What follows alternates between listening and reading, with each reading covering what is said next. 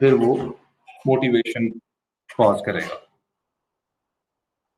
Then relatedness, कि जिस भी बंदे को आप जो भी टास्क दे रहे हैं उसकी नीड है कि आप उससे रिलेटेड उसको टास्क दें, जिस तरह की फॉर एग्जांपल जो उनकी अपनी पर्सनल वैल्यूज हैं वो वैल्यूज उनके काम के साथ भी मैच करती हों।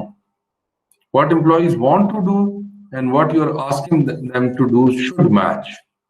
अगर ये मैच नहीं कर रहा तो तब भी मसाइल हो सकते हैं।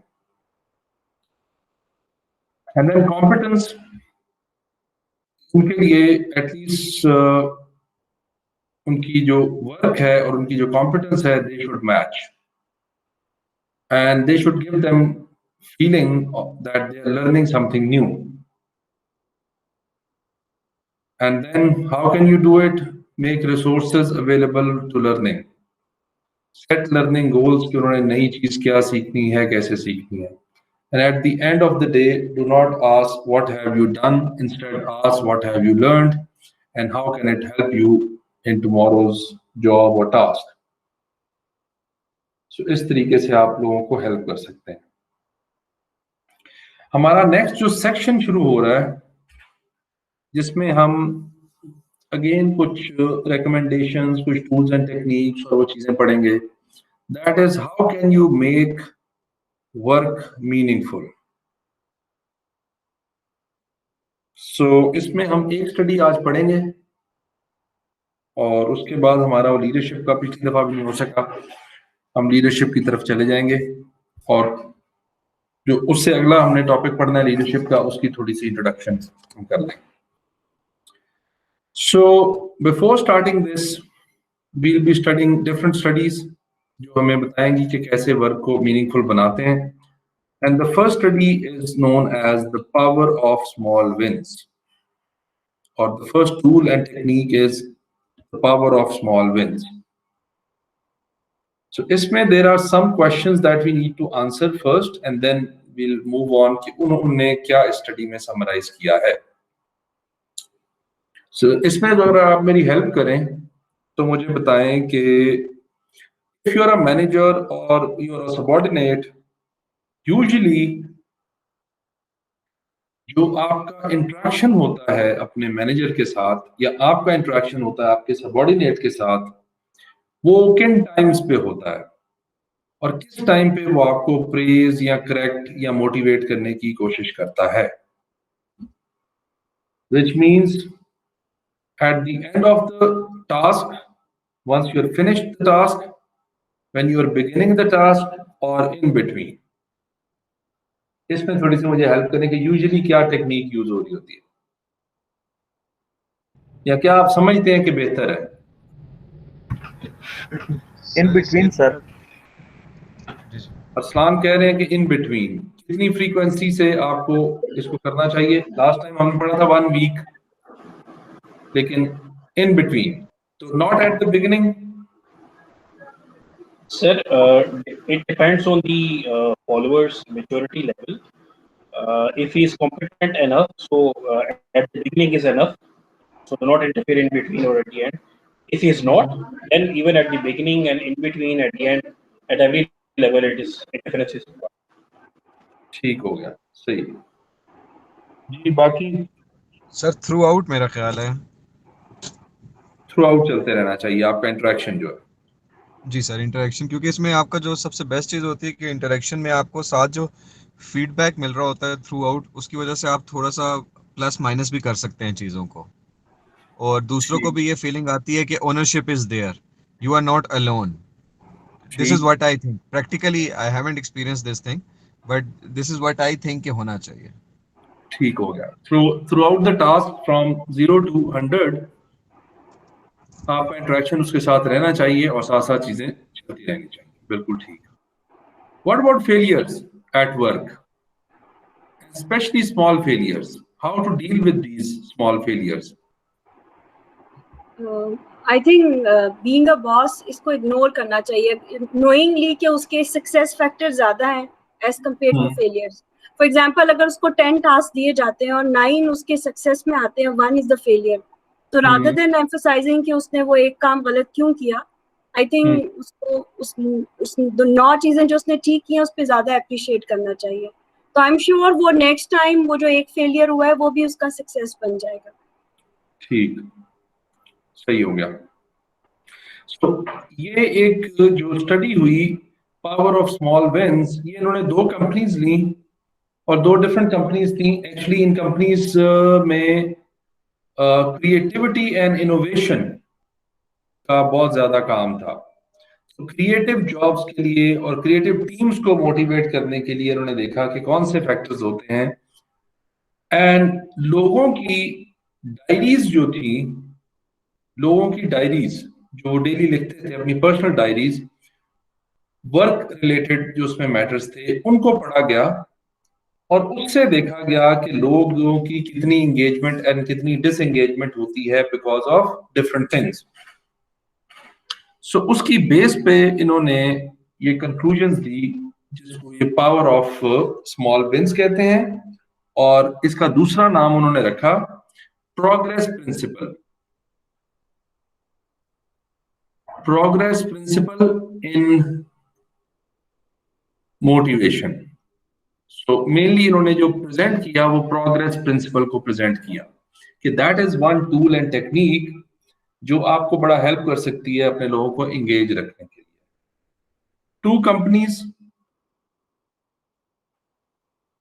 both were very innovative, but due to change of one thing only, one company went into kind of losses and the other went into a lot of profits.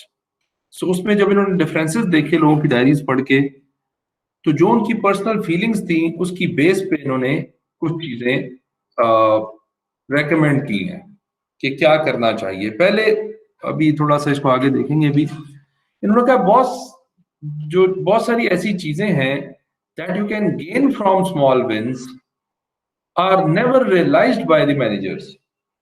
Managers usually think कि कोई बड़ा काम होगा तभी उस पर praise होगी और तभी मोटिवेशन बढ़ेगी और तभी लोगों की एंगेजमेंट बढ़ेगी।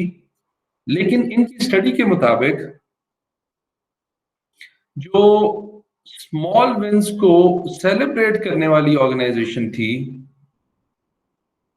वो, और दूसरी तरफ जो फेलियर्स को पेनलाइज करने वाली ऑर्गेनाइजेशन थी, ये दोनों में बड़ा इन्होंने डिफरेंस देखा।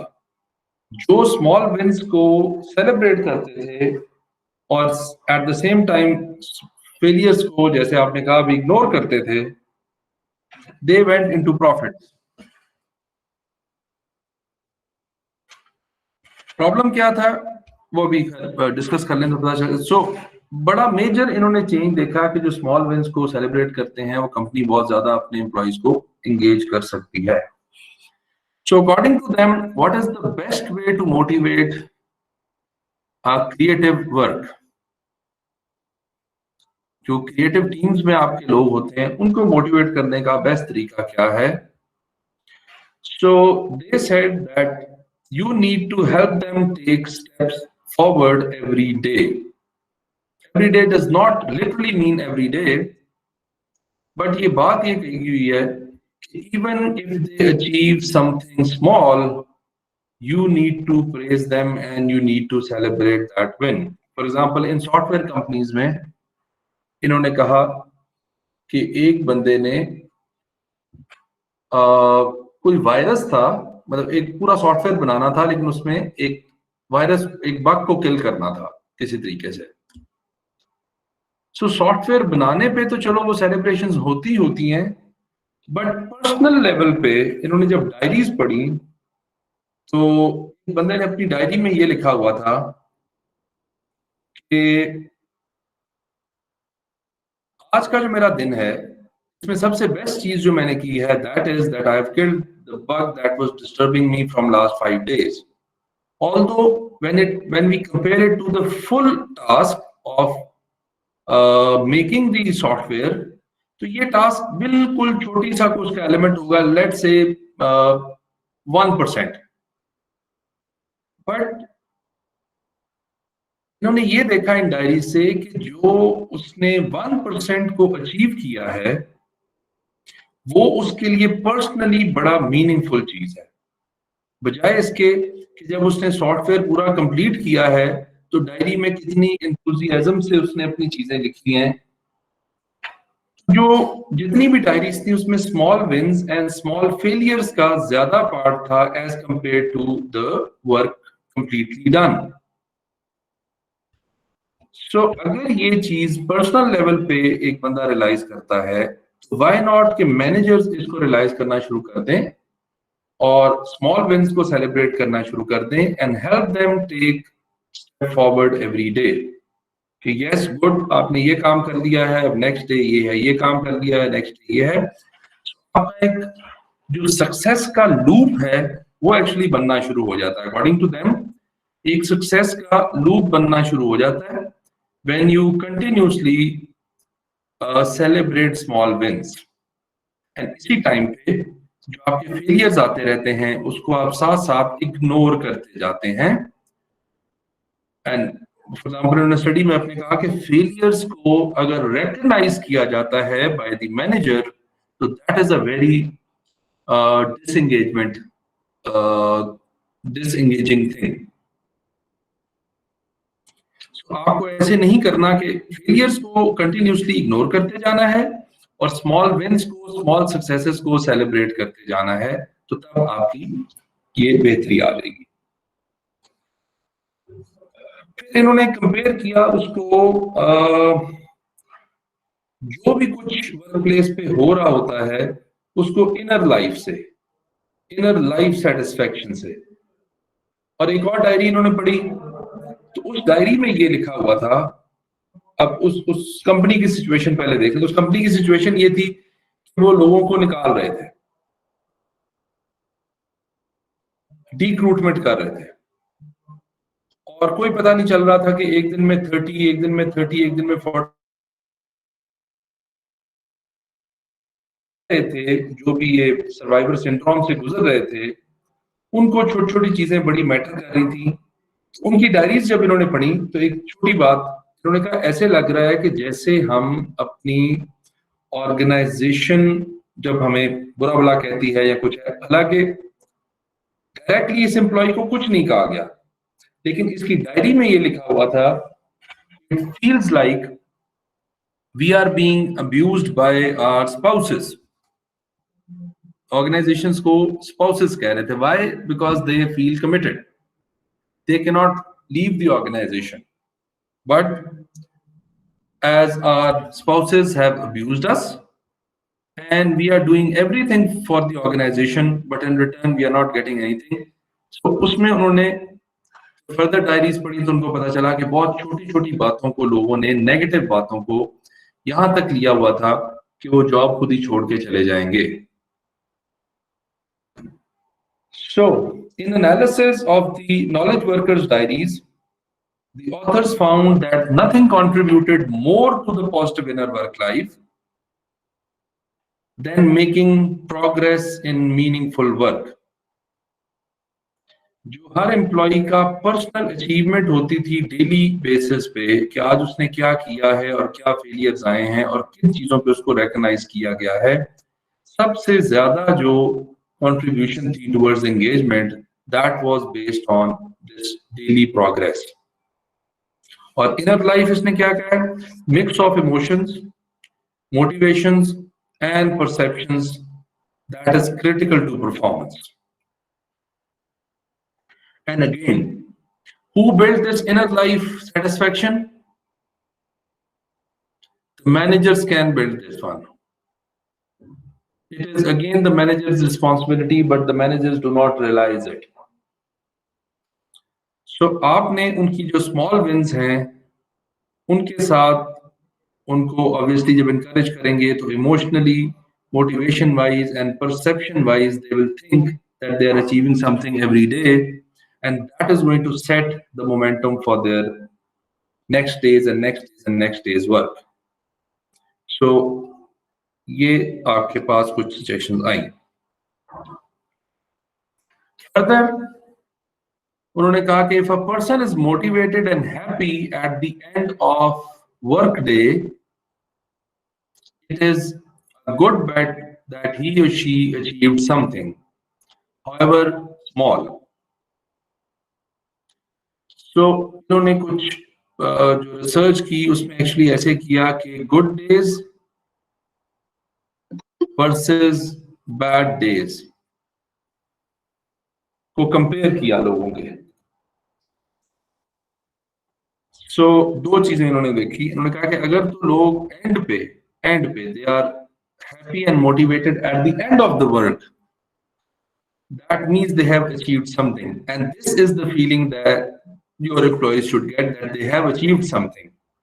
This is going to motivate them the next day and the next day and the next day, चाहे वो कोई स्मॉल विन ही हो। आप खुद देखें कि जिस दिन आपका मैनेजर आपको कोई प्रेज कर देता है, कोई आपको तारीफ कर देता है, या आपको बेहतर कुछ चीज कह देता है, the next day you are powerful, you are motivated. But if a person drags out of the office disengaged and joyless, a setback at workplace is likely to be blamed. So इन्होंने जो days को divide किया, इन्होंने कहा या तो लोगों को कोई सेटबैक आता है तो वो at the end of the day they are dragging themselves out of the office, they have bad days.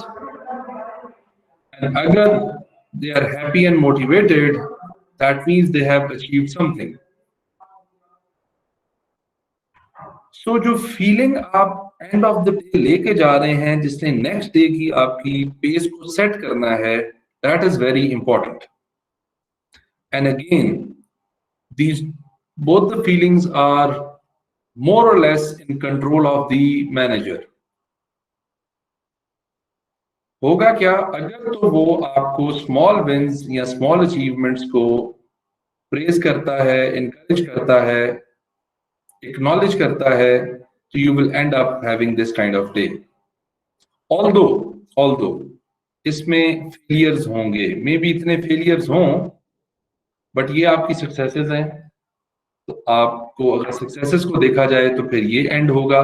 लेकिन हो सकता है कि यहाँ आपके फेलियर इतने हों और सक्सेसेस इतनी हों, और अगर किसी वजह से आपने जो फेलियर्स हैं उनके साथ उनको इनकरेज, मतलब उनको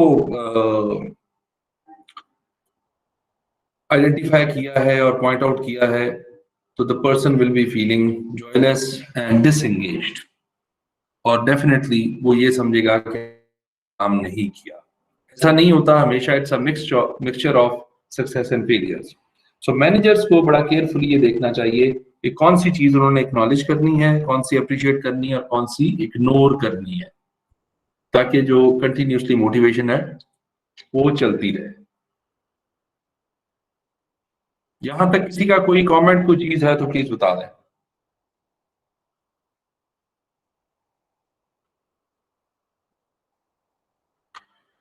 ओके, इसी चीज को इन्होंने एक नाम दिया progress principal, which suggests that managers have more influence than they may realize over employees' well-being, motivation, and creative output. Now, the key is to learn which action support progress, such as setting clear goals, providing sufficient time and resources, and offering recognition, and which have the opposite effect. ये manager को देखना पड़ता है, but the power of motivating an employee lies with the manager, कि वो किस तरीके से चीजों को ट्रीट करता है। Progress principle is a majorly responsibility of the manager. वो कितना साथ साथ उसको प्रोग्रेस को इनकरेज करता रहता है और रिकॉग्नाइज करता रहता है।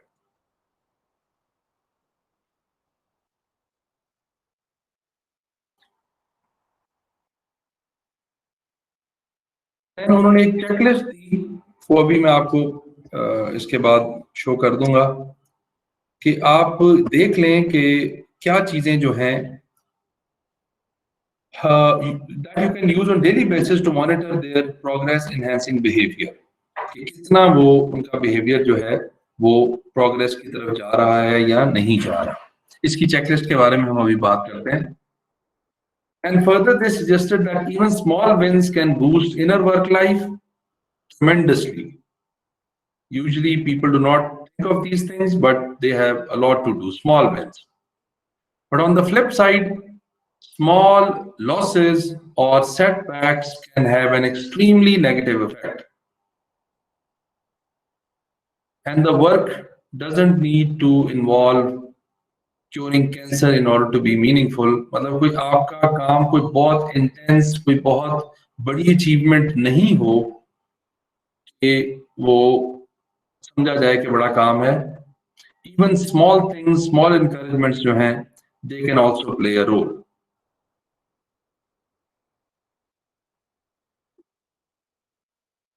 इस पे थोड़ा सा मुझे बताएं, उतनी देर में जो चेकलिस्ट है उसको जरा आपके लिए शो करता हूं, एंड देन उस पे देखते हैं कि क्या चीज है।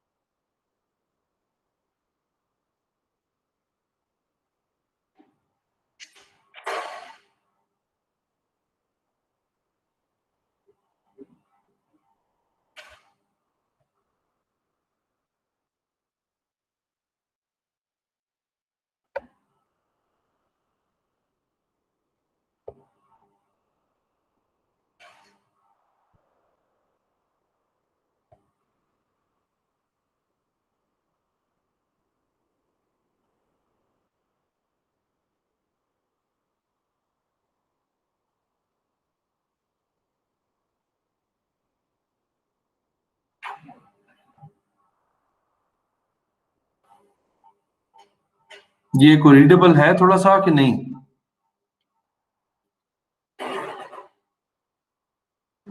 बड़ा मुश्किल से सर, करीब होके मुश्किल है। मुश्किल हो रही है।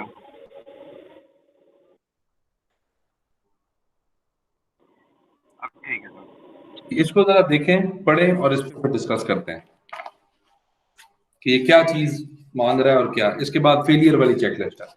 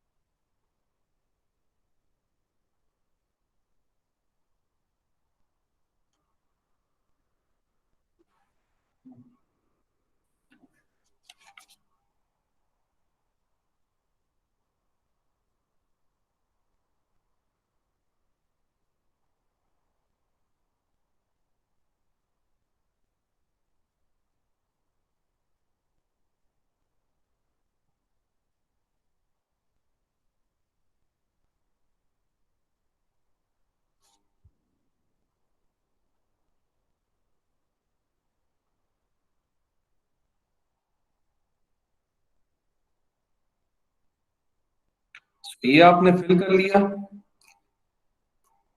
कौन सी ऐसी चीजें हुई हैं जो आप जो इवेंट्स हैं वो पॉसिबली विन्स हैं या ब्रेक थ्रूज हैं या इस तरह। अब वो चार चीजें जिसकी बात कर रहा है इसको सा और से देखें कि क्या चीजें क्या है। फर्स्ट कैटलिस्ट्स हैं।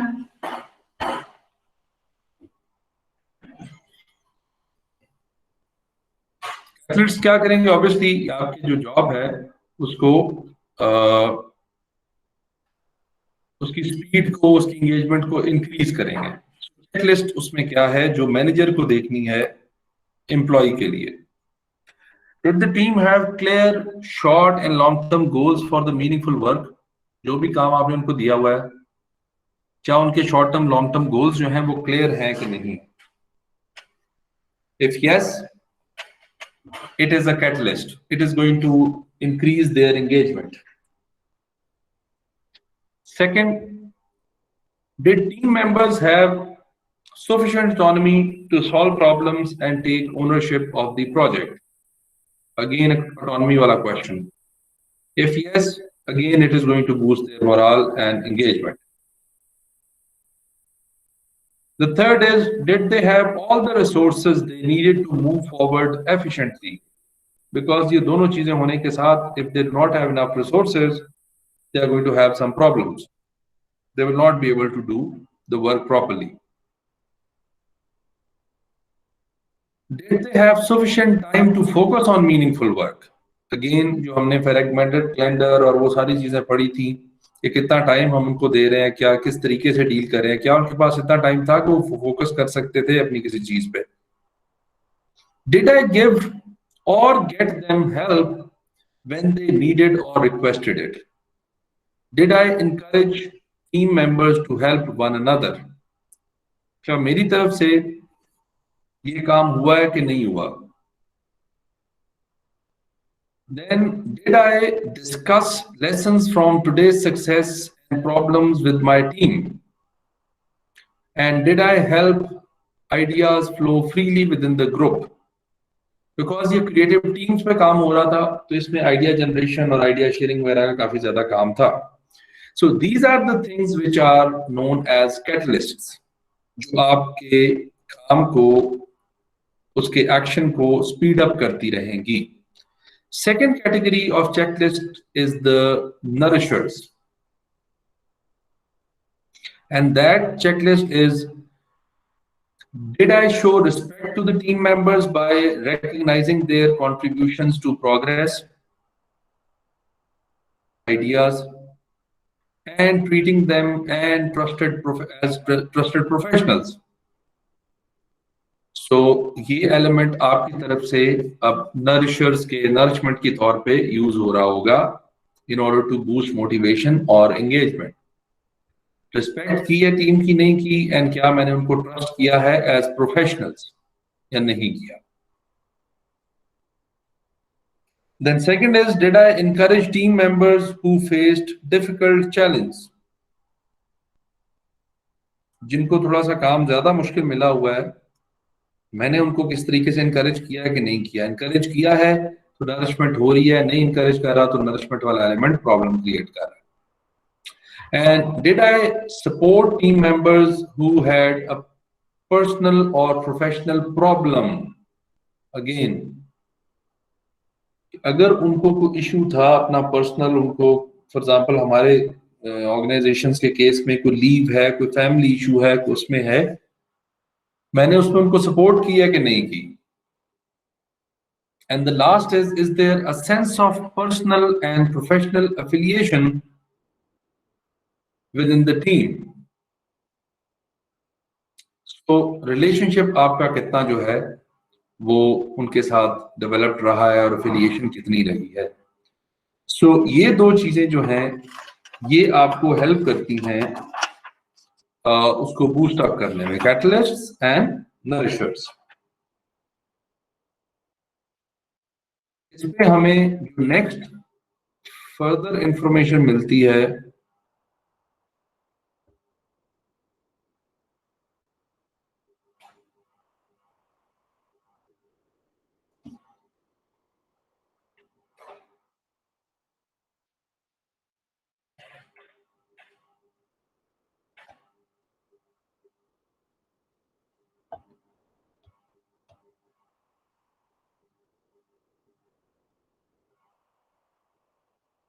आई एम सॉरी, ये थोड़ा सा टाइम ले रहा है, बट इसको मैं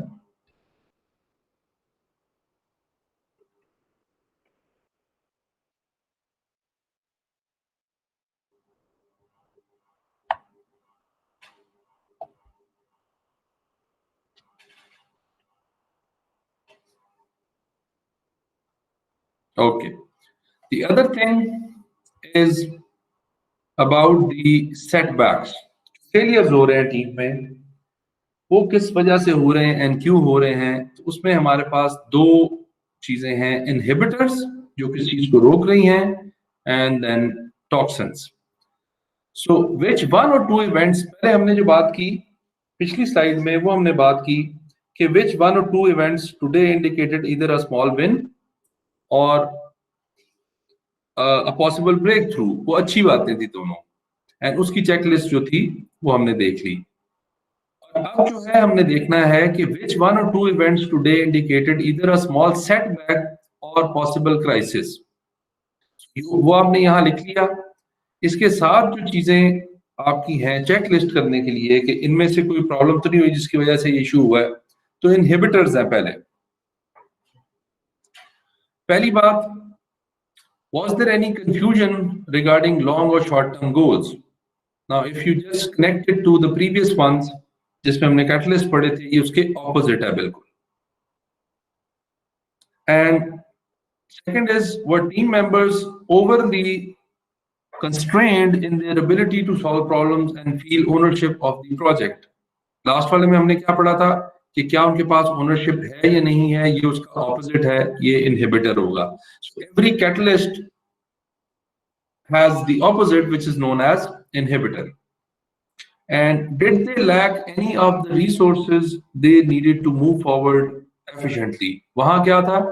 Do they have the resources to move forward efficiently? Do they lack? यहाँ lack आ गया, तो inhibitor होगा अगर वो lack करता है, catalyst होगा अगर वो available है उनके लिए. Did they lack sufficient time to focus on the meaningful work? वहां क्या था? We were making sure कि इनके पास time है. यहाँ we are making identifying if there was a lack of time. Did I or others fail to provide needed or requested help? उनको help चाहिए थी, वो हमने प्रोवाइड किया कि नहीं, वहां इसका ऑपोजिट था. नाउ यहाँ वहां क्या था? लेसन लर्न किए हैं इनकरेज के लिए. यहाँ क्या है? Did I punish failure or neglect to find lessons and opportunities in problems and successes. तो यहाँ कहीं आपने पनिश तो नहीं किया, पनिश किया है तो इनहिबिटर में आ जाएगा. इनकरेज किया है कि लेसन्स लर्न क्या किए हैं, तो वो कैटलिस्ट में आ जाएगा.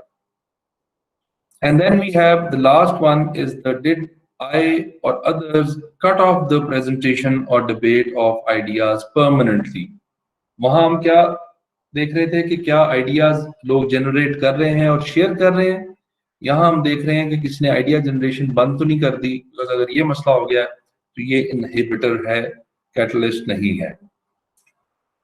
And again opposite to the nourishers, toxins are also 4. And उसमें पहला चेकलिस्ट क्या है कि did I disrespect any team member by failing to recognise their contribution to progress and not attending to their ideas and not treating them as trusted professionals. यहाँ हमसे कोई गलती अगर हुई है so it is going to be a toxic thing. Did I discourage? वहां क्या था? Did I encourage? यहाँ did I discourage a member of the team in any way?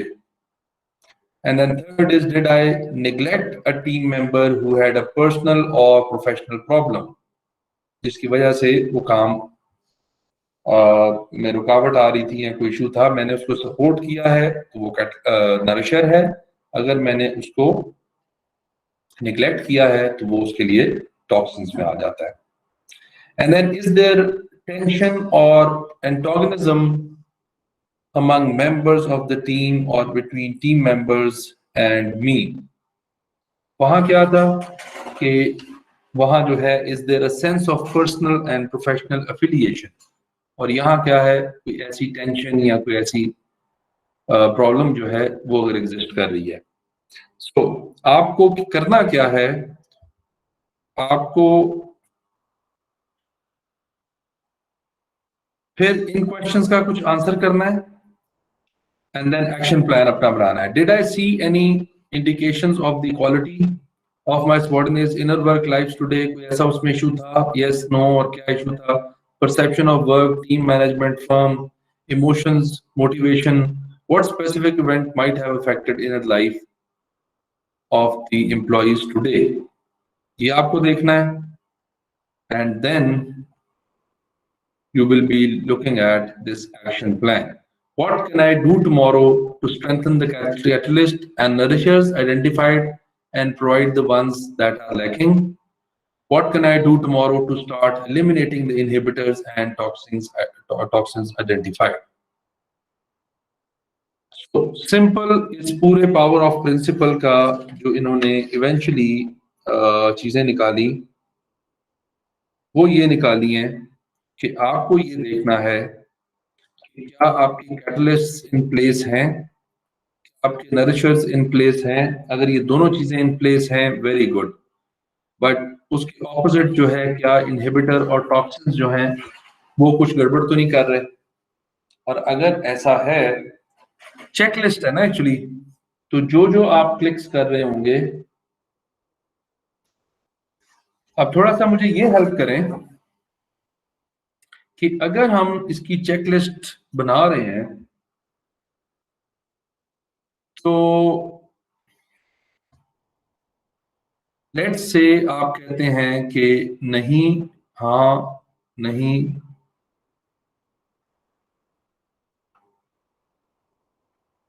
अगर कुछ इस तरह की कोई चीज आ गई है, ये सिचुएशन आपकी चेकलिस्ट में आ रही है, तो फिर इसका क्या करना चाहिए एंड किस तरीके से आप इसको अंडरस्टैंड करेंगे? जी,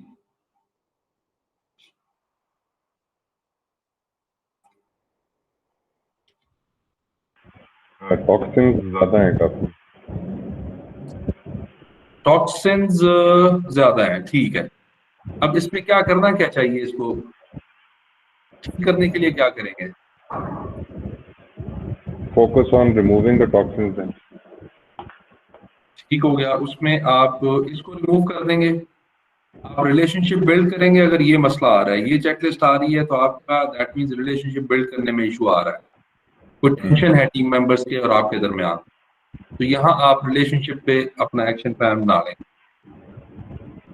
लैक ऑफ रिसोर्सेज हैं तो आपको ऑब्वियसली रिसोर्सेज प्रोवाइड करने पड़ेंगे. एंड देन आइडियाज अगर लोगों ने बनाना बंद कर दी हैं, दैट मींस प्रॉब्लम है, शेयरिंग नहीं हो रही है, कोई इशू हो रहा है. एंड अगेन इसी तरह चेकलिस्ट आपको, आप चाहे दोनों सूत्रों में जैसे भी इसको करते हैं, जब आप अपनी कैटलिस्ट की करते हैं तो तभी आपको आइडिया हो जाएगा. ऑब्वियसली अगर आपका कोई कैटलिस्ट जो है वो यहाँ यस है पहला, इसका मतलब है कि आपका जो इनहिबिटर है वो यहाँ नो है. इसी तरह अगर आपका दूसरा यस है तो यहाँ नो है. और इसी तरह अगर आपका यहाँ कोई फॉर एग्जांपल नो आ रहा है, दैट मीन्स ये टॉक्सिन क्रिएट कर रहा है इधर, ये आपका यस आ जाएगा. So based on checking of these points आप अपना कोई एक्शन प्लान बनाएंगे एंड देन डेली की बेस पे. ऑब्वियसली ये नहीं है कि आप भी कर ले होते, बट स्टडी में ये सजेस्ट करता है कि अगर आप कुछ टाइम के लिए करेंगे तो it will become your second habit, और आप फिर उसको अनकॉन्शियसली भी करते रहेंगे. And then you have to develop an action plan कि कल आपने क्या चीज करनी है, कहाँ कोई प्रॉब्लम रहेगी और कहाँ आप ठीक जा रहे हैं. So create. जी सर, जब लीडर या टीम मेंबर, टीम हेड या टीम लीडर जो है वो खुद से असेसमेंट्स भी कर रहा होता है, तो उसमें बायसेस नहीं आ सकती हैं? आई मीन आप अपनी डेफिशिएंसीज हैं, अगर लैक ऑफ रिसोर्सेज हैं, आप उसको क्लिक कर देते हो कि they are sufficient resources, but somehow आपका जो एम्प्लॉई है, जो फॉलोअर्स हैं या टीम मेंबर्स हैं, अकॉर्डिंग टू देम वो resources are not sufficient, resources available नहीं है, तो वहाँ बायसेस नहीं होती कि आप खुद ही असेसमेंट कर रहे हैं, आप खुद ही उसको अपने आप को, मतलब उसमें कोई थर्ड पार्टी नहीं है। थर्ड पार्टी नहीं है, बट अगर ऐसी कुछ चीज है तो वो आपको उसकी कंप्लेन से या उसकी रिक्वेस्ट से पता चल जाएगी ना। ये देखें, जहां उसने ये बात की है ना कि नीडेड सपोर्ट जो है वो मैं उसको दे रहा हूं कि नहीं, ये तो तो सर सेल्फ असेसमेंट है ना, ये तो मैं सब अच्छा की बात है ना। हम नॉर्मली अपने आप को गलत कभी नहीं कहते, हम समझते हैं जो what we are doing we are perfect. अपनी दूसरों की मिस्टेक्स निकालना या दूसरों की फ्लॉज निकालना आर वेरी इजी, लेकिन अपने आप को क्रिटिक करना, क्रिटिसाइज करना, फ्लॉज निकालना, ये डेफिशिएंसीज हाईलाइट करना इज वेरी डिफिकल्ट। तो हम करते ही नहीं, हमें नजर ही नहीं आती। वो बात ठीक है, लेकिन उसके लिए फिर हल ये हो सकता है कि अगर आपको ये शक है कि आप, ऑब्वियसली हर कोई ऐसे ही करता होगा और प्रॉब्लम्स होती हैं, तो एक तो अगेन आप अपना पर्सनल एनालिसिस भी करते रहें, and then after maybe 1 week 2 weeks you can also talk to your people और ask them कि ये सारी चीजें जो हैं क्या ये ठीक है।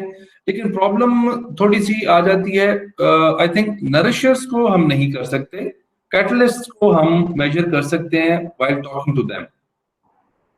ये जो है you can talk to them कि ये काम हो रहा है कि नहीं हो रहा। लेकिन जो दूसरा है नरिशर्स हैं, नरिशर्स ऐसी चीजें हैं कि ये बड़ी पर्सनल सी चीजें, आप किससे ये नहीं पूछ सकते कि भाई मैं तुम्हारी रिस्पेक्ट कर रहा हूं कि नहीं, मेरा तुम्हारा रिलेशनशिप ठीक है या नहीं, मैं तुम्हें सपोर्ट कर रहा हूं कि नहीं। ये आपको पर्सनल जजमेंट के साथ ही करना पड़ेगा। ये यस यू कैन से कि ये, because this is where the other employees are also involved. तो कैटलिस्ट जो हैं कि उनके लिए आप डिस्कस करके इसकी इवैल्यूएशन कर सकते हैं। And then same way inhibitors जो हैं, इसकी असेसमेंट भी आप उन लोगों से कर सकते हैं। लेकिन ये बात अगेन उनसे पूछना मुश्किल है, यहाँ आपको एज अ मैनेजर खुद ही ठीक होना पड़ेगा। देखिए एक्शन प्लान पढ़ भी इसीलिए रहे हैं ना कि आपको पता हो कि आपने कॉन्शियसली ये काम करना है, और अगर आप ये काम करते हैं तो कुछ चीजें बेहतर हो सकती हैं। लेकिन सर उसकी असेसमेंट की गारंटी क्या है कि वो 100% करेक्ट है? वो असेसमेंट की गारंटी आपको एंड ऑफ द प्रोजेक्ट या एंड ऑफ द टास्क पता चल जाएगी जब नहीं अचीव हुआ। दैट मींस सर मैं अगर ऐड करूं एक चीज। जी जी जी please. Sir basically self assessment इस पॉइंट ऑफ व्यू से की नहीं जाती कि इससे कोई रिकमेंडेशन आप फाइनलाइज करेंगे या कोई डिसीजन लेंगे। सेल्फ असेसमेंट का मकसद ही हमेशा ये होता है कि आप एक इनसाइट जा रहे होते हैं अगले बंदे की कि उसके दिमाग में क्या है और उसकी क्या रिकमेंडेशंस और सॉल्यूशंस हैं। अब उसी सेल्फ असेसमेंट रिपोर्ट के ऊपर आप एक पैनल बना के उस सेल्फ असेसमेंट के ऊपर ही क्रिटिक करते हैं और उससे फिर एक न्यूट्रल किस्म का, जो मैम सुंदल का मकसद है ना कहने का, कि एक एक्सटर्नल सोर्स से आप उसको अनबायसली इस चीज को देखने की कोशिश करते हैं। उसी के सवालों के जवाब जो उसने दिए हैं उसी से क्रॉस क्वेश्चनिंग होती है। जैसे हमारे भी देखें ऑर्गेनाइजेशन लेवल पे सबसे पहले कोई भी एक्रेडिटेशन बॉडी है वो आगे क्या कहती है कि सेल्फ असेसमेंट रिपोर्ट दिखाएं।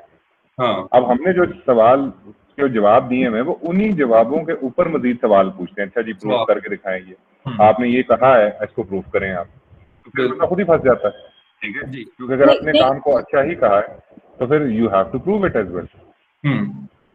लेकिन ये कुछ ऐसी पर्सनल चीज है कि आई डोंट थिंक कि आप ये सारे डॉक्यूमेंट्स किसी के साथ शेयर कर रहे होते हैं। तो मतलब ये आपके अपने करने वाले काम हैं, आपके अपने सोचने वाले काम हैं। नहीं सर, लेकिन अप्रेजल जब आपका लगता है और जब आपकी ह्यूमन रिसोर्स डिपार्टमेंट या लाइन मैनेजर जब डिसाइड करता है आपके ईयरली आपकी जब रिपोर्ट बनती है, तो कोर्स ये सेल्फ असेसमेंट रिपोर्ट्स जितनी भी हैं, ये डेली प्रोग्रेस है और ये सारी चीजें, ये चीजें मैटर तो करती हैं ना आपको। हाँ, लेकिन एक थोड़ा सा यहाँ मिसकंसेप्शन आई थिंक चल रहा है, वो क्लियर कर लें कि ये जो चेकलिस्ट हैं, ये चेकलिस्ट मैनेजर को सिर्फ इसलिए दी जा रही हैं कि वो अपने एम्प्लॉइज को इंगेज कर सके। There is no third party who is going to audit it or assess it. ऐसा नहीं है कि ये कोई असेस करेगा, ये मैनेजर का टूल है।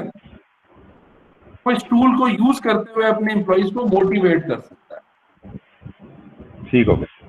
सो उसने ये खुद ही इसको अपना आप बनाना है, लेकिन उसमें जो क्वेश्चन इनका वैलिड था, यस, इन चीजों को वो थोड़ा सा इनडायरेक्टली डायरेक्टली डिस्कस करके कर सकता है, लेकिन अगेन उसने असेसमेंट खुद ही करनी है। वो ये भी हो सकता है कि वो मैनेजर बात सुन के भी ना सुने, तो ये तो फिर पॉसिबिलिटी है।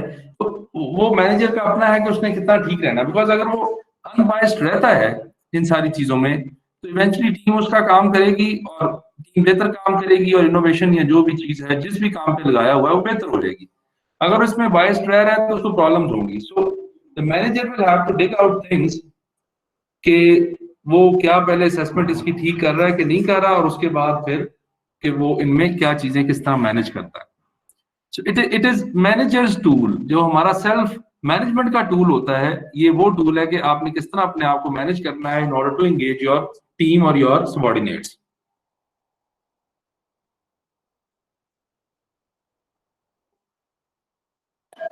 Excuse me, sir. जी सर मैं ये सोच रहा था कि एक तो ये जो इसके जो पार्ट्स हैं ये लेंथी, इसको सामने रखा जाए, फिर डेली प्रोग्रेस को ध्यान में रखा जाए। Isn't it too much of idealistic type of checklist कि आप कभी कभार होता है कि आप जब टीम मेंबर्स के साथ होते हैं तो आप उनको डांटते भी हैं, आप उनको जरा थोड़ा सा हार्श भी होते हैं, तो आप फिर बाद में मुझसे ये पूछ रहे हैं कि मैं आपसे डिसरिस्पेक्टफुल तो नहीं हुआ। आप मुझसे पूछ ही रहे बट आप खुद सोच रहे हैं, फिर अकॉर्डिंगली आप एक्शन प्लान कर रहे हैं। तो sometimes people will take you leniently कि यार डेली मेरे बारे में सोचा जा रहा है, और अगर बॉस को गुस्सा भी होता है तो नेक्स्ट डे मुझे इसके बदले में कुछ लीनियंसी मिल जाती है। तो इसीलिए too much of idealistic sir. नहीं, ये इसीलिए तो मैंने कहा कि जो आप जो नरिशर्स हैं ना, नरिशर्स ऐसे हैं जो आपके पर्सनल चीजें हैं, ये उनके से ना पूछें, ये खुद ही जज करें बस, क्योंकि ये बड़ा क्वालिटेटिव टर्म है। रिस्पेक्ट, एफिलिएशन, इनकरेज करना, ये आप खुद देखें। हाँ, इसमें अगर आपको जरूरत पड़ती है कैटलिस्ट में, तो ये आप उनसे इनडायरेक्टली क्वेश्चन करके पूछ सकते हैं। फॉर एग्जांपल, आप उनसे पूछते हैं कि are you clear what are you going to do tomorrow, तो आपको पता चल जाएगा कि हाँ, ये कल इसको आने वाले काम का पता है कि नहीं, और एंड गोल क्या है। You can also ask them कि इज इट ऑल राइट, कोई ऐसी हेल्प चाहिए, कोई मसला तो नहीं है, do you have enough time, will you do it by tomorrow, day after, और विद इन 1 वीक। ये वो क्वेश्चंस कैटलिस्ट के हैं जो आप उनसे इनडायरेक्टली डायरेक्टली पूछ सकते हैं, बट ये थोड़ा क्वालिटेटिव है, ये आपको फिर खुद ही असेस करने पड़ेंगे।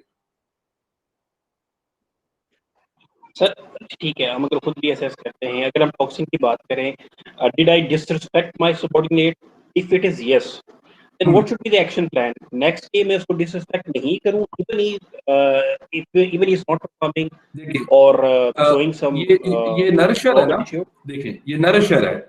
अगर आप did I show respect to my team member, अगर आप ये काम कर रहे हैं तो ये नरिशमेंट करेगा, उनको काम करवाने में, एंगेज करने में हेल्प करेगा।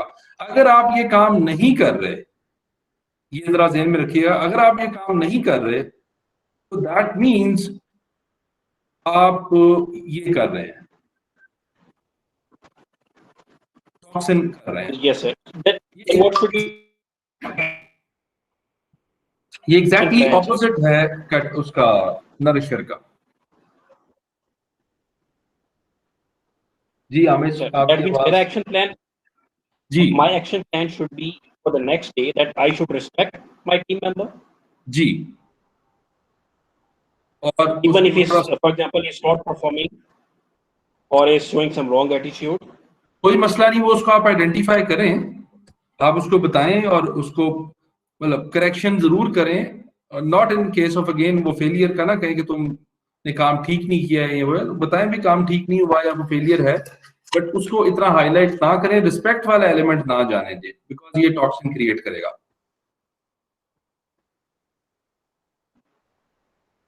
so we can observe for say a period of week or 2 weeks, and after that we can make action plan.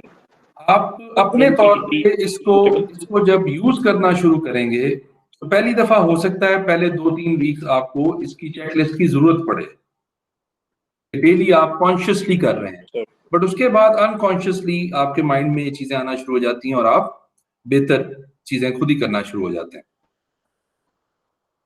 The idea is that catalysts and nourishers should be encouraged, toxins and inhibitors should be discouraged, which means कि इनमें से बस catalyst और नरिशर्स को alive रखना जरूरी है। जैसे ये अलाइव होंगे ऑटोमेटिकली टॉक्सिन्स एंड जो आपके इनहिबिटर्स हैं वो ऑटोमेटिकली खत्म हो जाएंगे।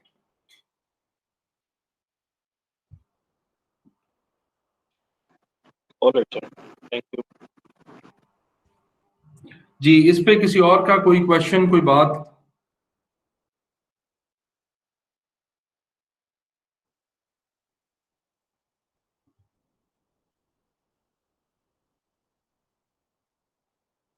तो ये जो छोटी छोटी चीजें हैं, अगर आप इसको डेली लाइफ में अपनी ले आते हैं अपने एम्प्लॉइज के साथ डील करने में, तो आपको काफी फायदा हो सकता है। नेक्स्ट हमने डिस्कस करना है उसका लीडरशिप का, हमारा जो next, why should anyone be led by you? नहीं सर, इससे नेक्स्ट था मेरा ख्याल है, ये क्रूसिबल्स ऑफ ये लास्ट टाइम हो गया। लीडरशिप। यही था आई थिंक। नहीं, लास्ट टाइम हुआ नहीं ना, असल में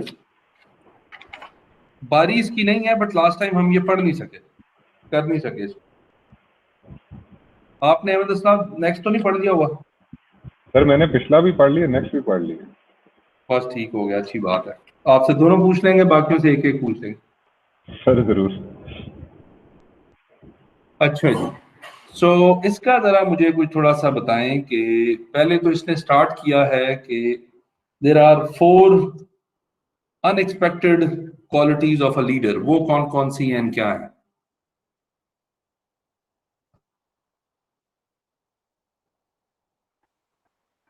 सर एक तो इसमें उन्होंने ब्रीफ किया है कि अनएक्सपेक्टेड लीडरशिप क्वालिटीज ये होती है कि वो अपने वीकनेसेस या फ्लॉ जो है कॉन्शियसली डेलिबरेटली अपने फॉलोअर्स में शेयर करते हैं। लेकिन वो वीकनेस ये नहीं होती कि जो उनकी जो कैपेबिलिटी को नेगेटिवली पोर्ट्रे करे।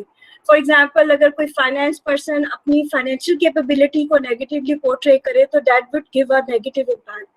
बट समहाउ कोई और आपकी ऐसी हैबिट है जो माइट भी आपके फॉलोअर की नज़र में वो आपकी स्ट्रेंथ बन सकती है, तो वो कॉन्शियसली जो है वो लीडर्स जो है वो अपने फॉलोअर्स में शेयर करते हैं।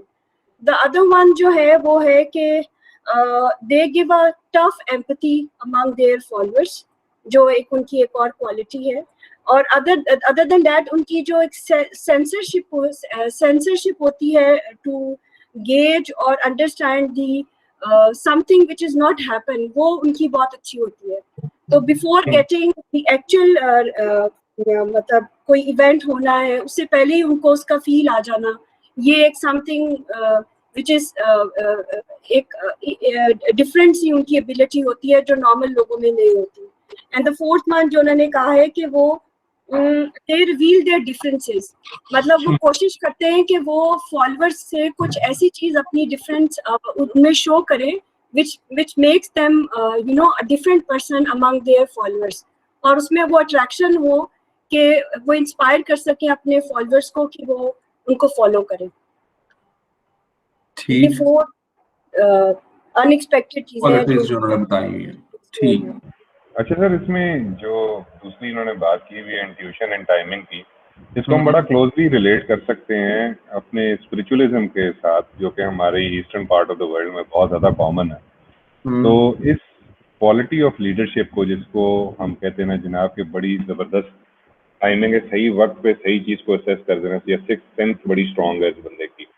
ये हम अक्सर जो पीरी फकीरी जो है यहाँ पे बहुत ज़्यादा इंडिया, पाकिस्तान, बांग्लादेश में है, वो इसी कॉन्सेप्ट के ऊपर बहुत ज्यादा जो है वो चलती है। तो मेरा ख्याल है कि ये वाकई एक जो सॉफ्टवेयर साइड ऑफ लीडरशिप है, ये एक बड़ी अनएक्सपेक्टेड क्वालिटी है जो course which can build on. फिर ये जो आखिरी चीज है इसके ऊपर भी खास जो है कि यूनिकनेस, जिस तरह प्रोडक्ट या सर्विस डिफरेंशिएशन नहीं होती, तो लीडर हमेशा आपको जो है ना अलहदा से नजर आएगा। एक आउटस्टैंडिंग फिगर है, एक आउटस्टैंडिंग इंडिविजुअल है जो कि आपको अलहदा से नजर आएगा। तो in a group of people there is always, it's easier to find him that he is the leader.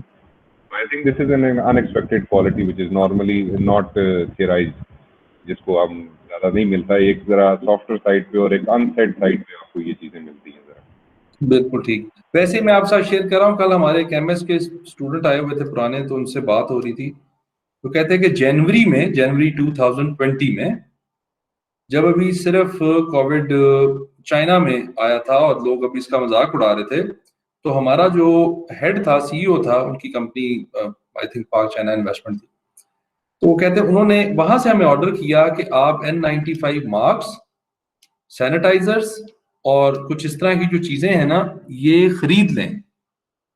वो एडमिनिस्ट्रेशन में था, रिक्वायरमेंट वगैरह भी देखता था, तो कहता हम सब कह रहे थे कि ये पागल है कि हमने 7 लाख रुपए का सिर्फ मास्क खरीदे थे, और हम उस टाइम कह रहे थे कि ये पागल है, इसको कोई अकल नहीं है, इतने पैसे जाया करा दिए, मास्क आएंगे पड़े रहेंगे। और कहते उसके बाद जब वही वाले N95 मास्क हमें जरूरत पड़ी, तो तब हमने जब उसकी कॉस्ट पता की, तो हमें रियलाइज ये हुआ कि हमने 50 लाख बचाया है। अदरवाइज वो 60 लाख तक की वो सारा सामान आ रहा था जो 7 लाख रुपए का उस टाइम आया था। सो आप देखेंगे एक इंटुइशन से उसको पता था या उसको फील थी कि ये पैंडेमिक है, ये फैलेगी, सब जगह पे जाएगी, तो he had this kind of vision और intuition. So इसका एक्शन तो है, आपको पता तो चलता है कि हाँ इससे डेफिनेटली फर्क पड़ता है, सिग्निफिकेंट फर्क पड़ता है। ओके, मुझे बताएं कि इन्होंने एक और नेक्स्ट बात की है पेज 80 पे, inspiring people, capturing heart, minds and souls. ये किस चीज के बारे में बात की है,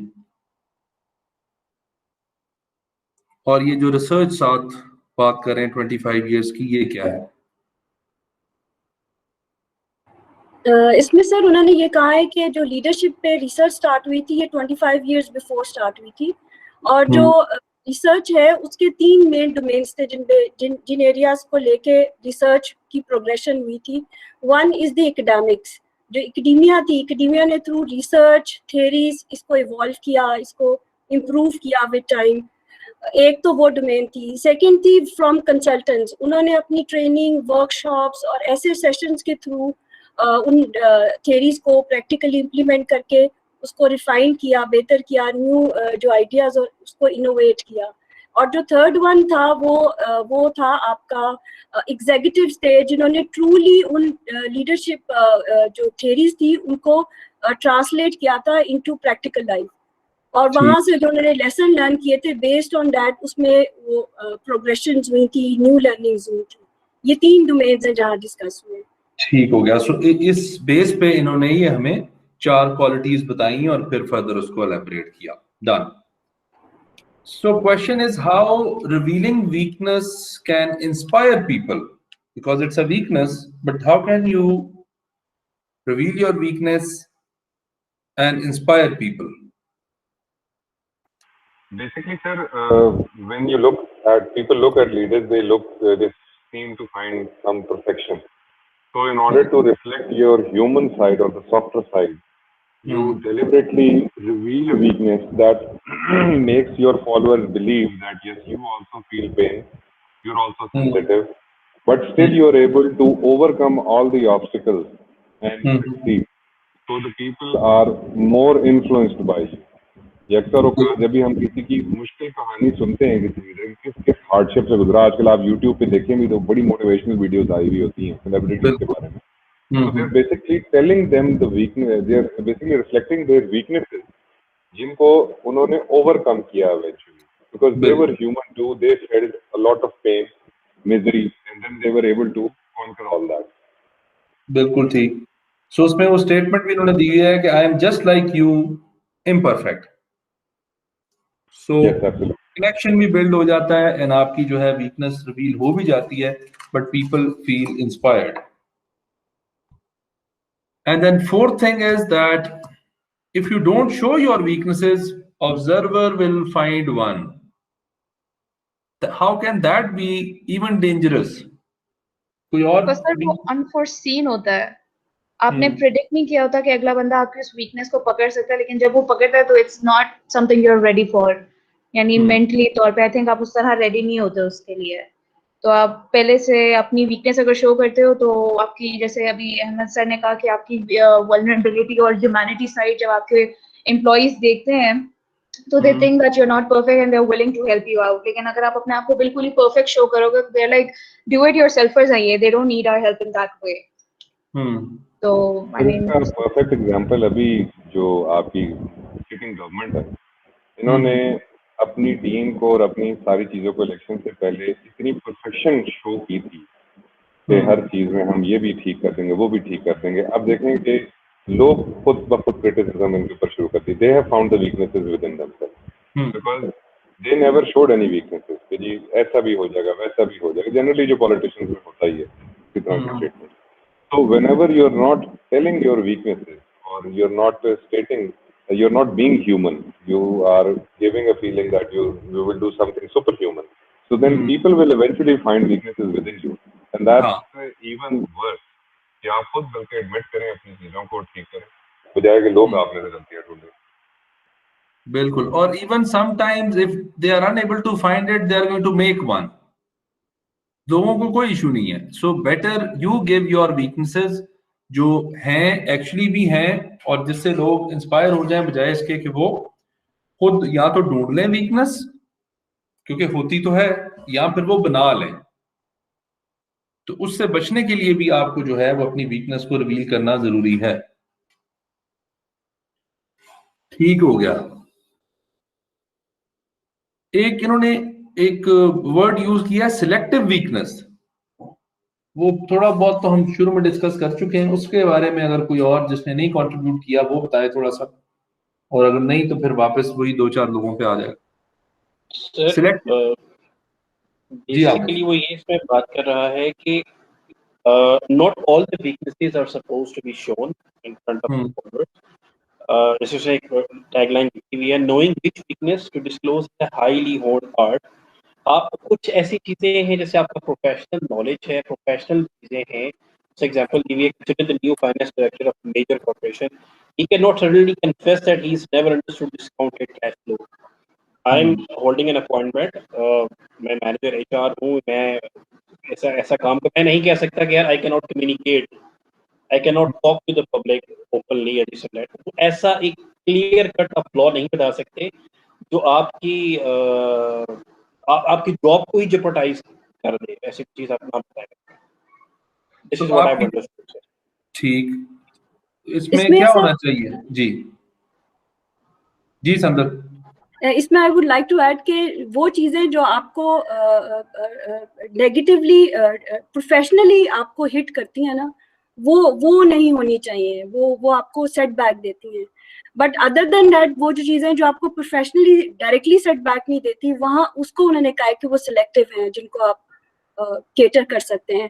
फॉर एग्जाम्पल समबडी जो ऑफिस आता है, माइट भी उसके स्किल सेट्स बहुत अच्छे हों, बहुत इफेक्टिव हो, बट टाइम मैनेजमेंट इशू हो, लेट आता हो, तो वो ये कह देना कि वो प्रोफेशनली अच्छा नहीं है, फॉर एग्जांपल कि वो ये कहे कि मेरे कोई प्रोफेशनल वीक पॉइंट्स हैं, वो उस पे नहीं जाएगा। बट अगर वो टाइम मैनेजमेंट पे कहीं बात करके अपना फ्लॉ शेयर कर लेता है तो वो दैट वुड बी फाइन, वो उसको डायरेक्टली अफेक्ट नहीं करता। बट जो उसके अपने स्किल सेट्स हैं या उसकी जो प्रोफेशनलिज्म है, उसको डायरेक्ट हिट नहीं करना चाहिए। कोर जॉब से नहीं होना चाहिए, कोर जॉब से नहीं होना चाहिए। सर उसमें टर्म भी यूज किया हुआ है सॉफ्टर साइड दिखाना।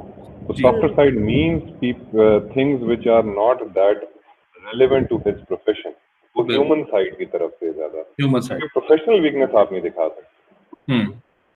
बिल्कुल ठीक हो गया। एक उसने इसमें एक और चीज यूज की है कि how sensing can create problem.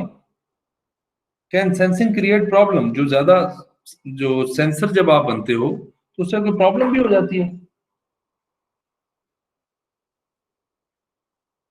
This is page 87, second paragraph.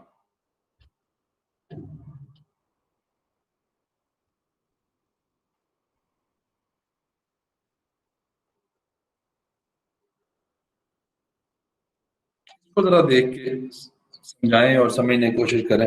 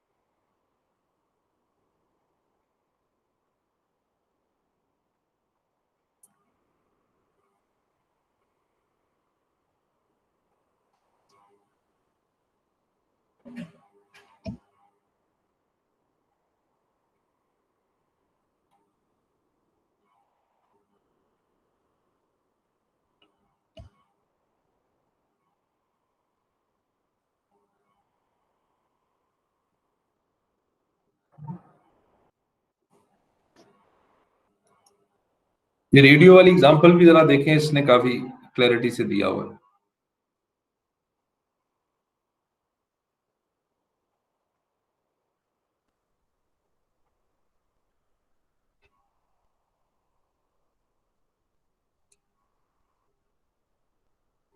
जी, इस पे कौन हेल्प करेगा?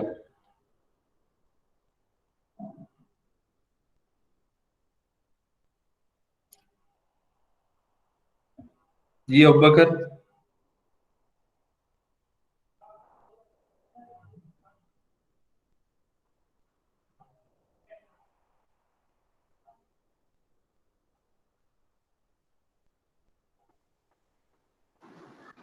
Sir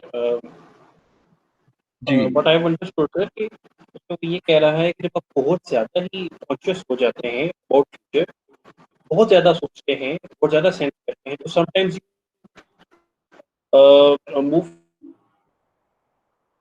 yourself far away from reality। आप कुछ चीजें ऐसी सेंस कर लेते हैं जो कि रियलिटी से बहुत दूर हैं, जो कि नॉट अचीवेबल हैं इन दैट सेंस।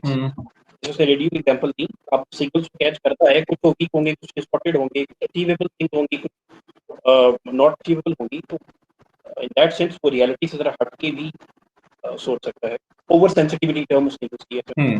तो कई दफा जो आप इस इंट्यूशन की स्किल को यूज करते हो, उसमें कई दफा ये भी होता है कि आप थोड़ा सा शायद एग्जैजरेट ना कर जाओ, या कोई अनफिनिश्ड इंफॉर्मेशन या इनकम्प्लीट इंफॉर्मेशन को भी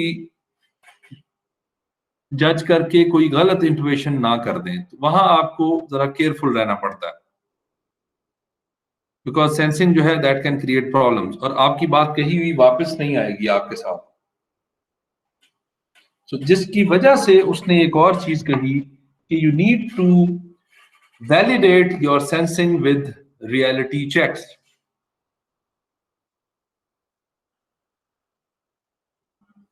तो आपको उसको रियलिटी चेक्स के साथ बार बार चेक करना जरूरी है।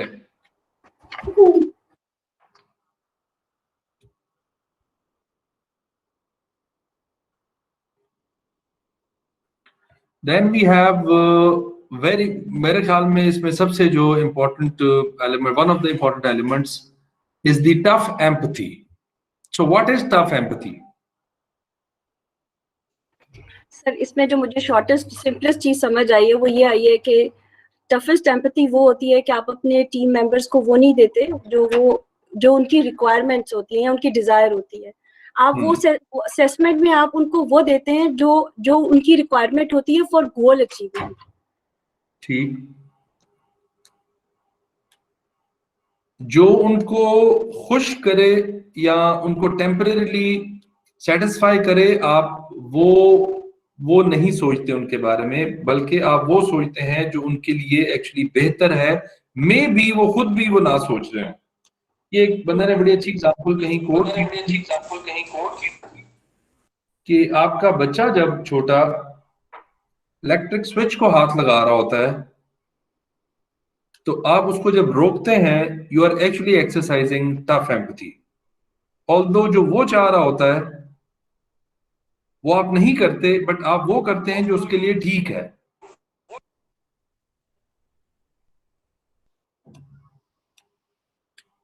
सो लीडर्स सर इसमें एक बहुत अच्छी वो लिखी हुई है कोट सा कि ग्रो और गो।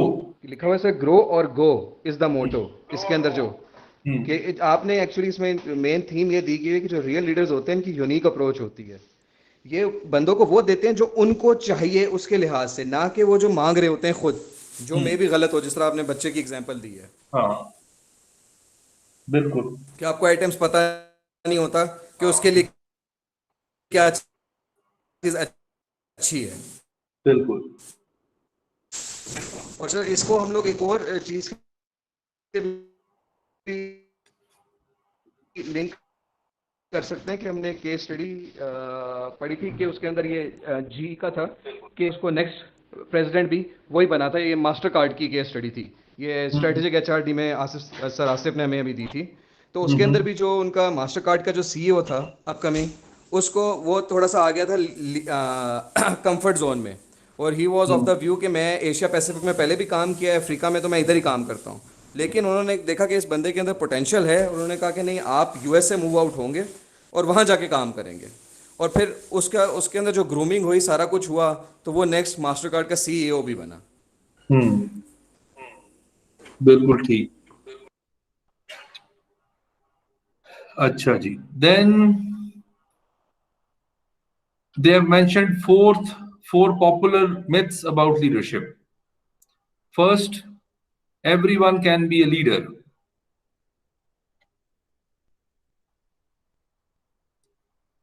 ये मिथ क्या है एंड क्यों है? अबीर, क्या आप थोड़ी सी हेल्प करो हमारी? जैनब, अबीर, ज़हीर अब्बास, सुंबल, वजी। Yes sir. जी आप भी कंट्रीब्यूट करें ना, आपने भी कोर्स नहीं पास करना। जी सर। जी पढ़ा हुआ है, ये आर्टिकल देखा है इसको? सर देख रही हूँ अभी साथ साथ। अच्छा गुड। मेरे लिए रोजे में बोलना इम्पॉसिबल है। ओके ठीक हो गया।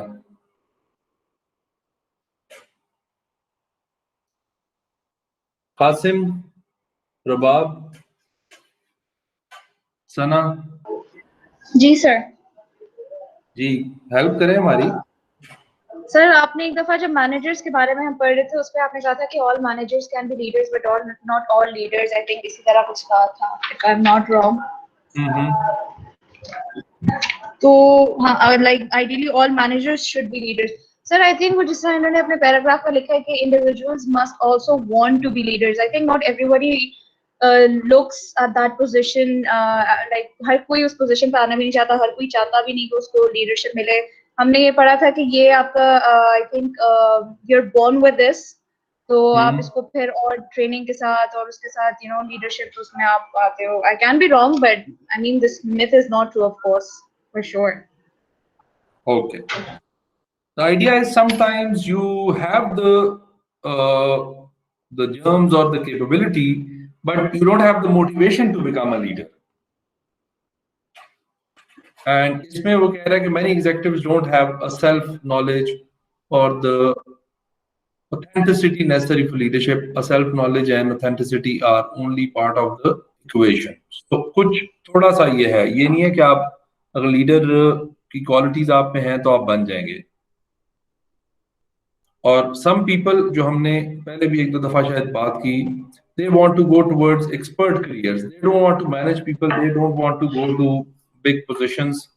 वो कहते हैं कि बस ठीक है, अपना स्किल्स होते हुए भी वो कहते हैं कि नहीं, इसको यूज करने की जरूरत नहीं, बस अपना आराम से जिंदगी गुजारें। So you don't throw yourself into hot waters और कोल्ड वाटर्स, जो भी उसको नाम दे रहे होते हैं। Then leaders deliver business results. Sir इसके अंदर भी उन्होंने कहा हुआ है कि नॉट ऑलवेज ना, मतलब वो आपका बॉटम लाइन ही को इम्प्रूव करना इज नॉट डजंट मीन कि he is a good leader. और सेकेंडली उन्होंने कहा कि अगर इसी को देख के अगर लीडर्स को चुनना हो तब तो बहुत आसान है लीडर को चुनना, लेकिन ऐसा है नहीं। और सेकेंडली इसमें उन्होंने स्ट्रेटजी बताई हुई है कि जो बेस्ट स्ट्रेटजी होती है इन कंपनीज वो रिजल्ट्स के अलावा जो उनकी स्ट्रेटेजिकल मूवमेंट्स हैं उनको जानना है, जो मैं इससे इन्फर कर सका हूँ कि ठीक। Bottom line is not important, that important. Sir इसमें एक चीज ये भी तो आती है कि लीडर्स का जो रोल होता है that is to bring change and innovation. जो रिजल्ट ओरिएंटेड होता है, टास्क ओरिएंटेड, आपके गोल्स और टारगेट अचीवमेंट, वो आपका मैनेजरियल रोल में आ जाता है। ठीक, सही हो गया। Then people who get to the top are leaders. Again, this is not necessary, and you, जी, इसमें भी उन्होंने ये कहा है कि इट इज नॉट नेसेसरी कि जो टॉप पोजीशन पे है they are the leaders. Sometimes आपके within departments, within teams there are peoples जो कि अपना रोल प्ले कर रहे होते हैं एज अ गुड लीडर्स। और समटाइम जो आपके टॉप पोजीशंस पे होते हैं they are on the top positions, उनको बनाया गया होता है not because of their competency, because of some other reasons. तो उसमें वो कहते हैं वो लीडर्स नहीं होते, despite of the fact they are the leading the organisation, but still उनका वो रोल नहीं होता। हाँ, और प्रैक्टिकली हमें देखने को ये मिल जाता है बहुत सारी जगहों पे। पोलिटिकली देखना चाहे, पोलिटिकली देख लें, प्लस जो पर्सनल बिजनेसेस होते हैं, जो सेट सिस्टम्स होते हैं, वो अपनी अपनी फैमिलीज ही उनकी आगे कर रही होती हैं, लीड कर और रही होती सक्सेशन चल रही होती है इंस्टेड है, ऑफ सक्सेशन चल रही होती है। मेरिट बेस्ड प्रमोशन, बिल्कुल ऐसे ही है। तो वहाँ लीडरशिप का वो रोल नहीं होता जो नॉर्मली सोचा जाता है। बिल्कुल ठीक। सर इसको हम फॉर्मल लीडर्स कह सकते हैं? फॉर्मल लीडर्स नहीं, फॉर्मल लीडर्स तो जो बंदा क्योंकि उनकी सिर्फ पोजीशन होती है ना, basically they are just because of their positions they are leaders. उनको पोजिशनल लीडर कहते हैं। वो मैंने शुरू में भी कहा था, हम एक आधी क्लास के बाद उसको पढ़ेंगे, 5 लेवल्स ऑफ लीडरशिप। उसमें हम देखेंगे कि ये बहुत पहला, ऑल्दो वो हायरार्किकल चार्ट में बहुत ऊपर होते हैं, फॉर एग्जांपल सीईओ बन गया, लेकिन वो लीडरशिप के चार्ट में they are at first level which is positional leader, कि they are leading people because they have a position. Right sir. और फिर वो लेवल 2, लेवल 3, लेवल 5 तक जाता है, उसको हम देखेंगे तो उससे जरा क्लैरिटी आ जाएगी। But yes, they can be known as positional leaders because उनका पोजीशन होती है। Right sir. Then again they are also not good coaches, but it's not necessary that they are good coaches. इसमें sir उन्होंने ये बात की, leader का जो रोल है ना वो कोचिंग करना नहीं है। लीडर का काम तो आपको विजन देना है, चेंज लाना है, आपको लीड करना है। ये जो कोचिंग का काम है वो उसमें लीडरशिप में नहीं आता। तो हमें सर ये सर हम इसको स्पोर्ट्स के साथ लिंक कर सकते हैं कि एट टाइम्स हम देखते हैं कि बहुत से स्पोर्ट्समैन होते हैं, they are good in sports, लेकिन जिस वक्त उनको सिखाने की तरफ लेके जाना चाहें या एज अ कोच लेके जाना चाहें तो वो they are not a good coach. या एट टाइम्स होते हैं प्लेयर अच्छे होते हैं लेकिन जब उनको कैप्टनसी मिलती है तो वो परफॉर्म नहीं कर सकते। तो मेरे जहन में वो बात आ रही थी कि हम उसको साथ भी लिंक कर सकते हैं आई गेस। एक्चुअली उसके साथ ज्यादा लिंक किया जाता है, और इसी तरह कई दफा आपका जो कोच होता है उसका प्लेयर का नाम, एज अ प्लेयर उसका नाम कभी आपने सुना ही नहीं होता, और कोच बहुत अच्छा होता है। True sir. और कोच अच्छा होता है, और कई दफा कैप्टन बहुत अच्छा होता है, लीडर बहुत अच्छा होता है, लेकिन बाद में उसको कोचशिप नहीं मिलती कहीं भी। So they are different things. Yes, okay then ये कॉन्सेप्ट मतलब इधर भी फिर लिंक हम कर सकते हैं? बिल्कुल बिल्कुल कर सकते हैं। ठीक हो गया sir, thank you. Then another question is, can female leaders be true to themselves?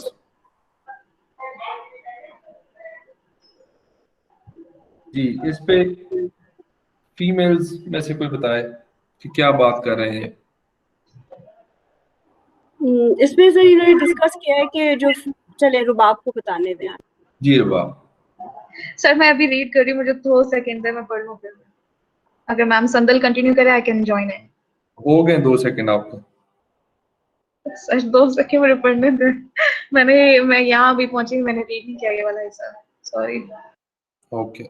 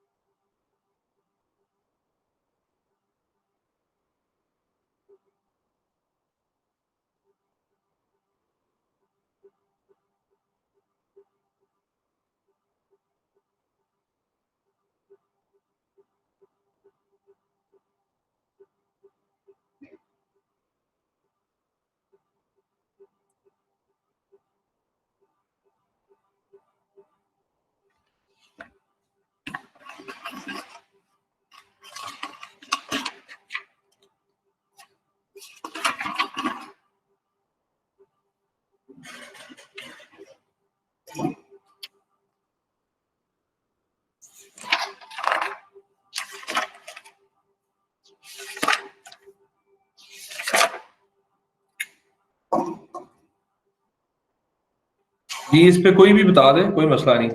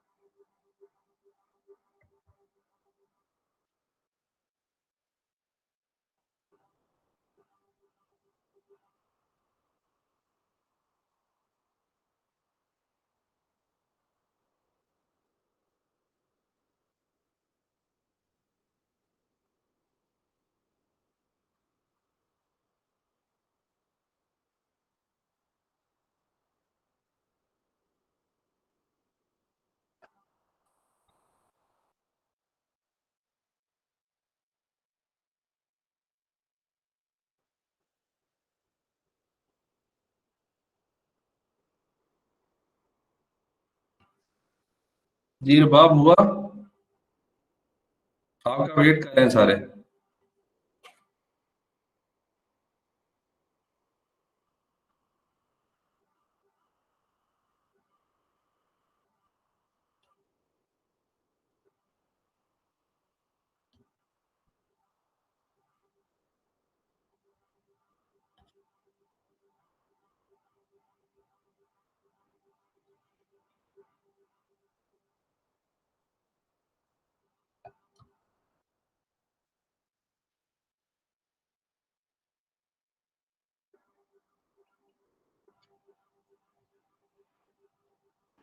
Sir जहाँ तक मुझे समझ आई है वो यही इसमें कह रहा है कि जाहिर है, और जब हम एक हमारी सोसाइटी में ही अगर हम देखें तो हमारी ज्यादा विमेन लीडर्स हमें नजर नहीं आती, बहुत रेयरली, और जो नजर भी आती है उनको ज्यादा स्टीरियोटाइप किया जाता है, जैसे इसने यहाँ पे बात की है।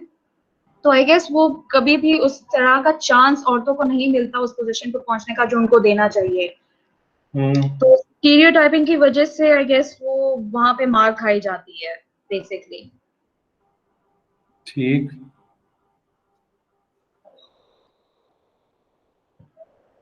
जी संदल आप बता दें तो इसका क्रक्स है। इसमें सर इन्होंने ये बताया कि अगर इस चीज को इसका किया जाए, प्रोपोर्शनेट देखा जाए तो इट्स लेस देन 20% लीडरशिप में जो है दे आर वुमेन। तो वुमेन का जो इस पोजीशन तक आना जो है it's a very rare chances, और जो आती हैं वो भी बहुत ज्यादा इफेक्टिवली इस रोल को नहीं कर सकती, कंप्लायंस नहीं कर सकती। उसकी रीजन ये होती है कि सोशल इश्यूज होते हैं, उनके साथ बहुत चीजें स्टीरियोटाइप जो है वो अटैच्ड होती हैं। फॉर एग्जाम्पल अगर कोई एक एज अ वुमेन प्रमोट हो रही है ऑन अ लीडरशिप पोजीशन, तो वो कभी ये नहीं जनरली कहा जाता ये उसकी कॉम्पिटेंसी है, या उसके साथ कुछ और चीजें साथ अटैच कर दी जाती हैं कि बेस्ड ऑन दैट थिंग उसको प्रमोट किया जा रहा है। तो इन चीजों की वजह से, इन सोशल स्टिग्मास की वजह से बहुत सी जेन्युइन वुमेन जो बहुत ऊपर जा सकती हैं, उनमें स्पार्क भी होता है, बट समहाउ वो उस पोजीशंस पे नहीं जा पाती। तो वो एक जो स्टीरियोटाइप है ना, आई मीन कि वुमेन के साथ कभी भी वो इस चीज को पॉजिटिव नोट में नहीं लेते कि उसकी कैपेबिलिटी थी, उसको इस वजह से वो इस पोजीशन पे आई है। दीज आर द पॉइंट्स जो उसको डीमोटिवेट करते हैं। बल्कि ये डीमोटिवेशन फैक्टर सिर्फ उसके लिए नहीं होता, it's also motivating factor for the other women जो उसको फॉलो कर रही होती हैं।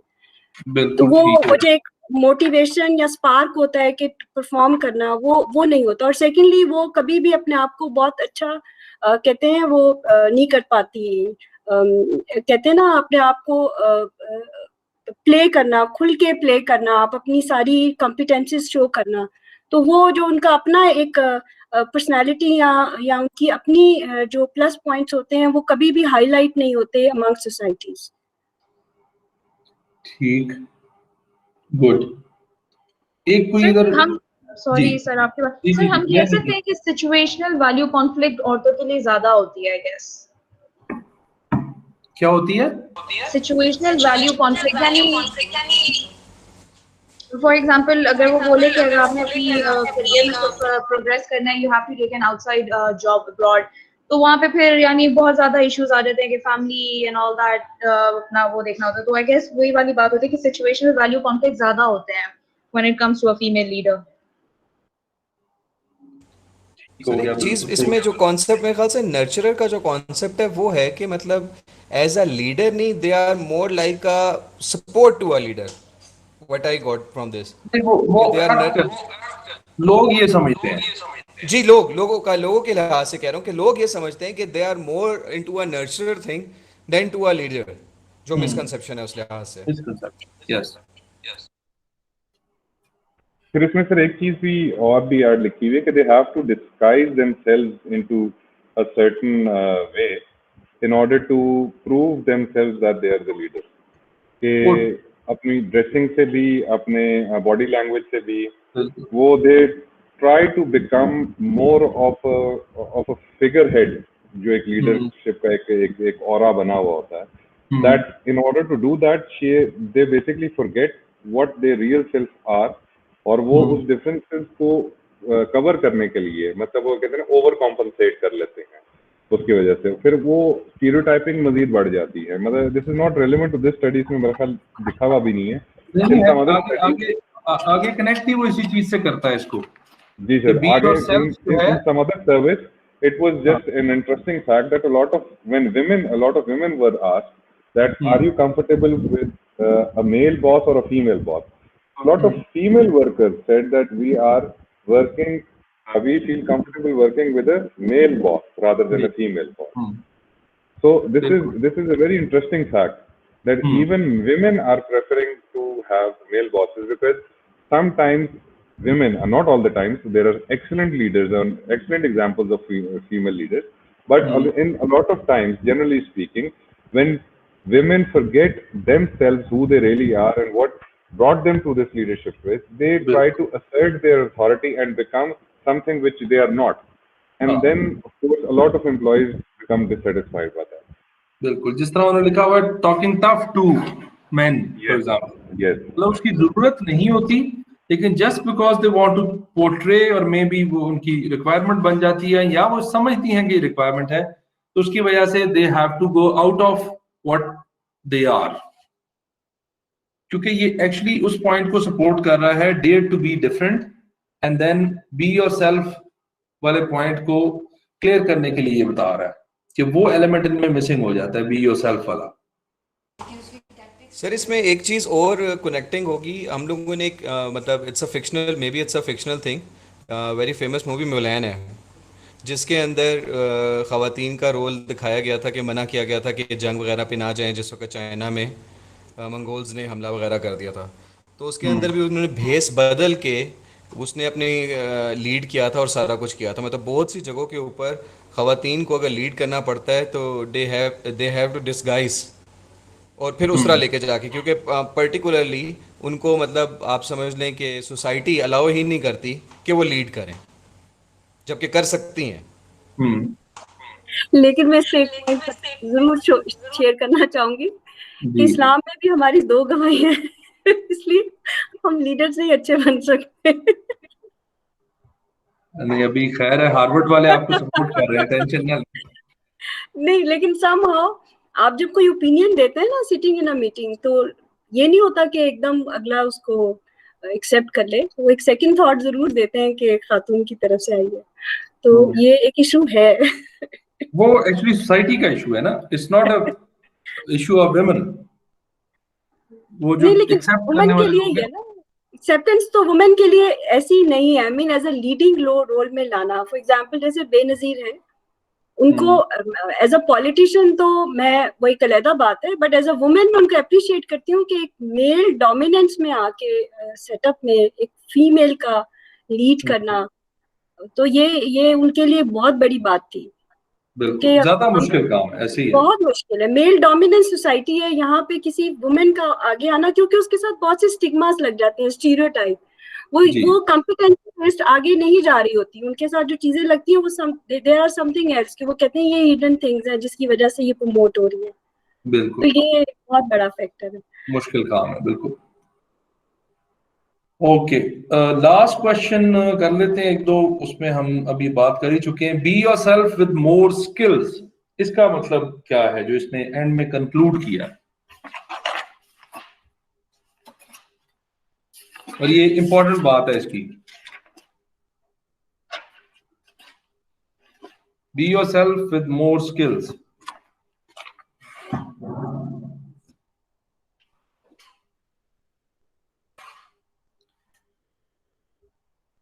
आप अपने पर्सनल उस पे ज्यादा काम करते रहते हैं और अपनी जो एक्चुअल स्किल्स हैं उन पे नहीं काम कर रहे होते, तो वो बिल्कुल ही इम्बैलेंस हो जाता है।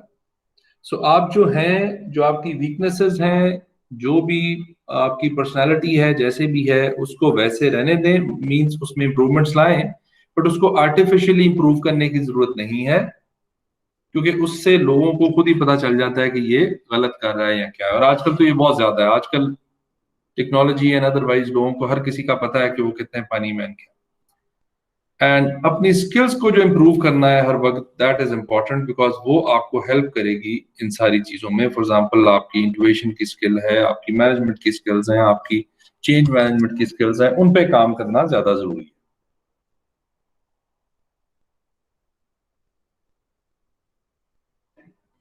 ओके, मुझे जरा बस बता दें, जिन लोगों का मुझे पता है वो तो है कासिम है, सना है, अबू बकर, अरसलान, गुल है।